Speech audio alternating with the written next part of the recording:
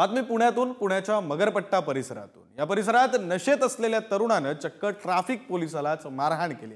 नशेतील तरुणाची रस्त्यावर ज्येष्ठ नागरिकालाही मारहाण, तर रस्त्यावरील लोकांवर नशेतील तरुणानं दगड फेकले म्हणून पोलिसांनी त्याला हटकलं। त्याला हटकल्यानंतर त्यानं उलट पोलिसांवरच हात उचलला आणि ही सगळी दृश्य मोबाईल कॅमेऱ्यात कैद झाले, जे दृश्य आपण पुढारी न्यूजच्या टीव्ही स्क्रीनवर पाहतो।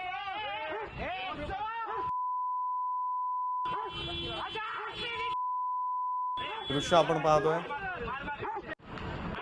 ट्रॅफिक पोलीस कर्मचाऱ्याला तरुणानं मारहाण केल्याचे दृश्य आहेत। तरुण नशेत होता, रस्त्यावरील लोकांना दगड फेकून मारत होता, त्यामुळे संबंधित पोलीस कर्मचाऱ्यांनी त्याला हटकलं। त्याला हटकल्यानंतर त्यानं पोलिसावरच हात उचलला आणि हा सगळा प्रकार मोबाईल कॅमेऱ्यामध्ये कैद झालाय, जो आपण पुढारी न्यूजच्या टीव्ही स्क्रीनवर